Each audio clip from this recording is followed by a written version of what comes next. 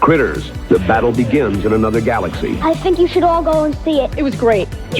Bounty Hunters, total psychoticness. The critters like to party too. Critters now playing at a theater near you. If you're into the movies from the 80s, then you likely have fond memories of 1986, unless you are a fan of Optimus Prime, in which case you're probably still coping with the trauma. But that unexpectedly dark twist notwithstanding, it was the year Rodney Dangerfield headed back to school with Robert Downey Jr. A good teacher. He really seems to care. About what, I have no idea. The game was afoot for a great mouse detective. Smile, everyone.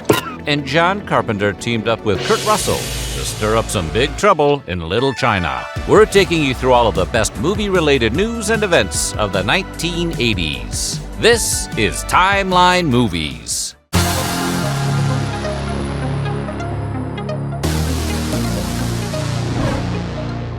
Watch out for nuclear vessels, because this one is about 1986. But before we get started, be sure to subscribe to the Weird History channel and tell us your favorite movie memories from 1986 in the comments below. Now, are you ready to find out what was going on in the movies the year the first Legend of Zelda game came out? I was born ready.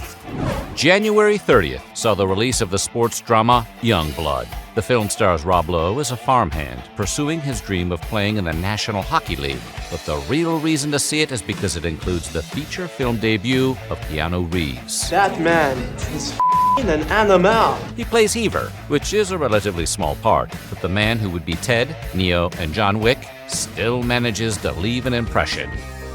Originally a division of Lucasfilm known as the Graphics Group, Pixar became an independent company on February 3rd. The move was made thanks to a $5 million investment by Apple Computer co-founder Steve Jobs, who became the new company's biggest shareholder. Ed told me about his dream, which was to make the first computer-animated feature film someday, and showed me what this team was working on. I was blown away. This was way beyond anything I'd seen. And so I bought into that dream, both spiritually and financially. Since then, Pixar, which is now owned by Disney, has produced 29 digitally animated features, including the world's first fully computer-animated film, Toy Story. On February 3rd, during his yearly State of the Union address, U.S. President Ronald Reagan rattled off a quote from the #1 movie of 1985, Back to the Future. Who's president of the United States in 1985? Ronald Reagan. Ronald Reagan, the actor? During the speech, Reagan said, "Never has there been a more exciting time to be alive. A time of rousing wonder and heroic achievement. As they said in the film, Back to the Future, where we're going, we don't need roads." Ladies and gentlemen, the late Yul Brynner. And on February 18th, Americans received a message from beyond the grave when actor Yul Brynner, famous for his roles in films like The King and I and The Magnificent Seven, appeared in an anti-smoking commercial released 4 months after his death from lung cancer. In the spot, Brynner, who smoked 5 packs a day, said, "Now that I'm gone, I tell you, don't smoke. Whatever you do, just don't smoke." Released February 28th, the teen romantic dramedy Pretty in Pink stars Molly Ringwald, Andrew McCarthy, and John Cryer. Blaine? His name is Blaine? That's a major appliance. That's not a name. Written by the legendary John Hughes, the film follows a working-class teen girl torn between the wealthy boy she has a crush on and her best friend, who carries a torch for her. The only thing I'd heard from Otis Redding was Dock of the Bay. So I had to acquaint myself with him really fast and learn all those, and oohs and ahs and love is something, and that was very difficult. A well-reviewed box office hit, Pretty in Pink would come to be regarded as one of Gen X's most iconic teen movies. There can be only one. And on March 7th, Highlander debuted in U.S. theaters. The film, which stars Christopher Lambert and Sean Connery, tells the tale of Connor MacLeod, an immortal warrior competing for a mysterious prize. Never overextend your thrust and off balance. Connor. Heather, please. A poorly received box office flop, Highlander became a cult favorite on video, launching a multimedia franchise that continues to this day. Rebooting a film that preaches there can only be one is a bit odd, but in 2008, Summit Entertainment announced they were remaking the original film. John Wick director Chad Stahelski signed up to helm that remake in 2016. And on May 21st, 2021, Deadline reported that former Superman Henry Cavill had signed on to play the lead. The training is about to begin in earnest. It'll be a very long training process. Things are happening, and we are very excited. Production is set to start in 2026, with an eye toward a 2027 release. Get all the envelopes right in there? What do you say we open those suckers up right now? Read them all out right now, and bang, we can go to the party.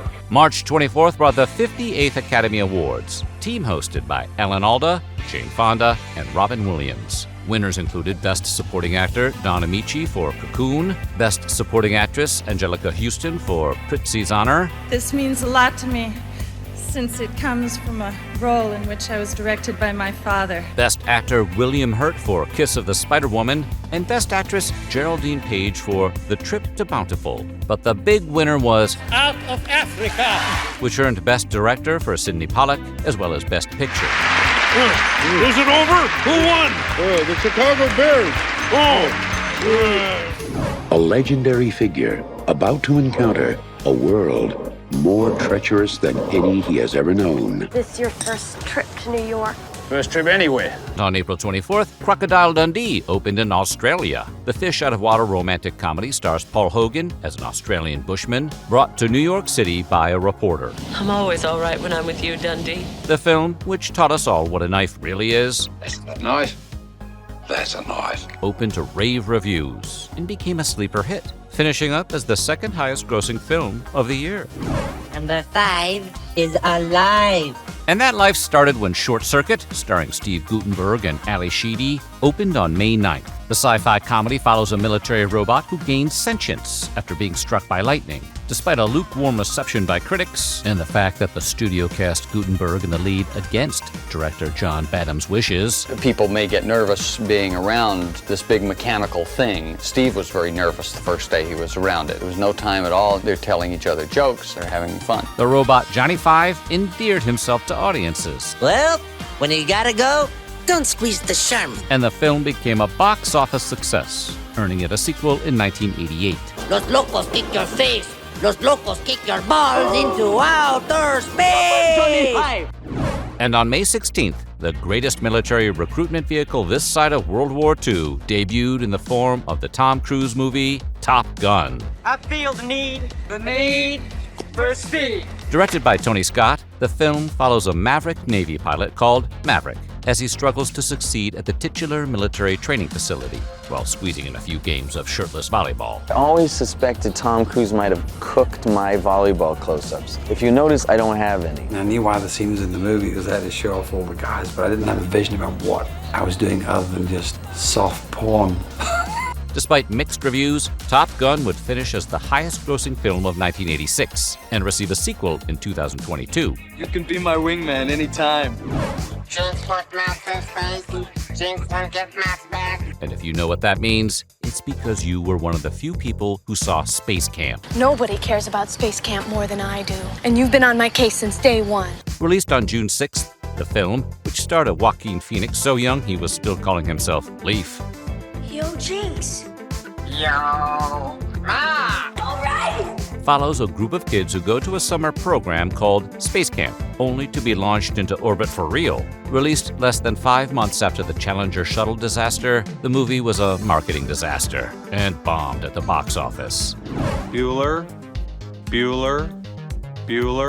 And on June 11th, John Hughes continued his winning streak with the release of Ferris Bueller's Day Off. Life moves pretty fast. You don't stop and look around once in a while, you could miss it. The film, which stars Matthew Broderick, follows a deviously clever high school student as he skips school and attempts to teach his best friends not to let petty authority figures sap all the joy from life. Beloved by critics, audiences, and Ferrari fans, it would finish as the 10th highest-grossing film of the year.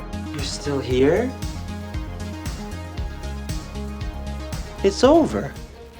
Jim Henson's Labyrinth was released on June 27th.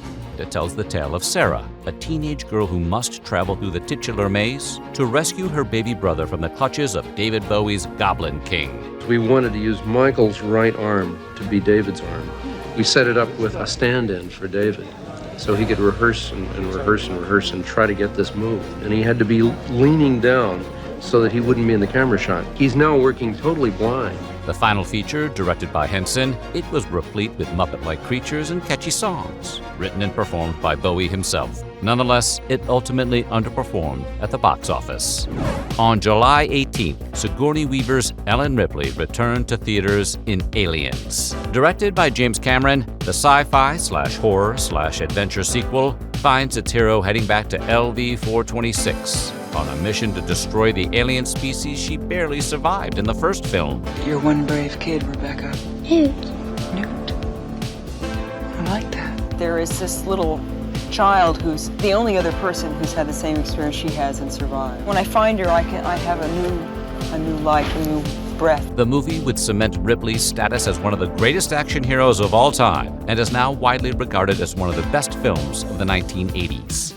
The first Marvel hero to reach the big screen was Captain America in a 1944 serial, but the second was Howard the Duck, released August the 1st. The movie, which sees Howard dragged to Earth where he squares off with the evil Dark Overlord, was originally intended to be animated, but contractual obligations forced producer George Lucas to make it live action.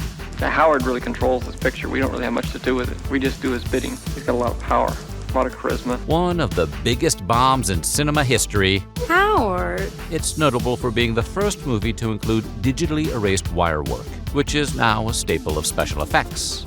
A Better Tomorrow, which was released August 2nd, is the story of an ex-gangster trying to mend his relationship with his policeman brother. Widely considered one of the best Chinese films ever made, it's most notable for featuring the breakout performance of Chow Yun-fat and cementing John Woo's reputation as a master director. The winner of the 1987 Hong Kong Film Award for Best Film, its highly stylized action sequences helped establish the heroic bloodshed genre and became massively influential to both Hong Kong and Hollywood movies. Now, light our darkest hour. The Transformers. The movie debuted on August 8th and pit the titular robots in disguise against a living planet called Unicron, but it's mostly remembered for its surprisingly dark storyline, which featured the death of the iconic Autobot leader, Optimus Prime. I'm getting whacked on page 17. I'm not coming back. Kids were crying in the theaters. We were hearing about people leaving the movie. And indeed, we had some kid that locked himself in his bedroom for 2 weeks. Despite including the legendary Orson Welles in what would be his final role, Nobody summons Megatron. Then it pleases me to be the first. the movie bombed at the box office. Nonetheless, its featured song, The Touch by Stan Bush, was so well regarded that it was belted out by Mark Wahlberg in 1997's Boogie Nights. You got the touch. You got the power. Yeah! The Fly, starring Jeff Goldblum and Gina Davis, flew into theaters. I'm afraid. Don't be afraid. No, be afraid.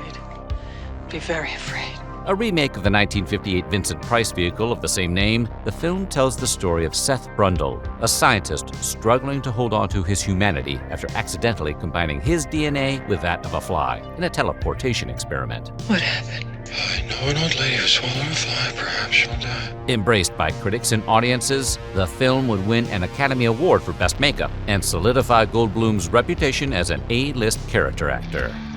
When you think Hannibal Lecter, you probably picture Sir Anthony Hopkins. But the first actor to play Hannibal the Cannibal was actually Succession's Brian Cox in Manhunter, released August 15th. Then by implication, you think you're smarter than me since you caught me. I know that I'm not smart. Then how did you catch me? You had disadvantages. What disadvantages?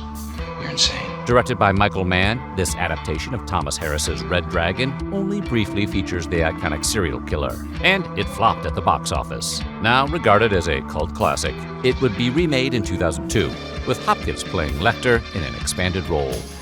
Based on a short story by Stephen King, the coming-of-age drama Stand By Me landed in theaters on August 22nd. Set in 1959, the film features Will Wheaton, River Phoenix, Corey Feldman, and Jerry O'Connell as a group of friends who set off on a long hike to see a dead body. I see him! I see him! That period was exactly what you see. It was 4 kids in the middle of nowhere growing up with each other and in front of you. You know, we'd all go over to River's house. We do all the handshakes. and we would say all the, slang that they used back then in the 59. A box office success that earned an Academy Award nomination for Best Screenplay, the movie is now widely considered one of the greatest adaptations of King's work. It was a deeply felt story for me because, as a writer, it was a story that stepped outside the horror genre, and I felt that Rob Reiner responded to that and was made better by it and basically realized the story as a film, which doesn't happen very often. Sadly, just 7 years later, actor River Phoenix would meet a tragic end when he overdosed on drugs and went into cardiac arrest outside of a Hollywood nightclub. Siblings Joaquin and Rain attempted to revive their brother and called 911, but doctors were unable to save him. River Phoenix was not a flavor of the month. He was going to be an actor with longevity. What happened to River is so sad. It's hard for me to look at the last part of the film. Phoenix was just 23 years old. Released on November 14th, the sports drama Hoosiers tells the tale of a high school basketball team from Indiana that makes it all the way to the state championship. The movie stars Gene Hackman as an unconventional coach. If you put your effort and concentration into playing to your potential, to be the best that you can be, I don't care what the scoreboard says at the end of the game, in my book, we're going to be winners. And Dennis Hopper as his alcoholic assistant, a role for which he would receive an Academy Award nomination. Very loosely based on a true story, Hoosiers is now regarded as one of the best sports movies of all time. Cary Grant died yesterday of a stroke at the age of 82 in Davenport, Iowa. President and Mrs. Reagan, calling him one of Hollywood's brightest stars, said they are very saddened by the death of their old friend. On November 29th, actor Cary Grant suffered a massive stroke while preparing for a performance in Davenport, Iowa, and later died at a hospital. One of the biggest stars in the history of film, he was known for his roles in classics like Bringing Up Baby, His Girl Friday, and The Philadelphia Story, as well as his many collaborations with Alfred Hitchcock. Cary Grant never won an Academy Award, except for an honorary one in 1969. And even the most sophisticated viewers are sometimes fooled by the kind of artist who hides his art, makes what he does look easy. At the time of his death, he was 82. Finally, the musical black comedy Little Shop of Horrors was released December 19th. Starring Rick Moranis, Ellen Greene, and Steve Martin, the film tells the tale of a meek flower shop employee who happens upon a strange plant that seems to have the power to grant wishes, as long as it's fed with human blood. Feed me, Cowboy! Feed me now! Little Shop underperformed at the box office, but became a massive hit on home video, and is now considered a classic of its genre. So what do you think? And what was your fondest movie memory of 1986? Let us know in the comments below. And while you're at it, check out some of these other Timeline videos.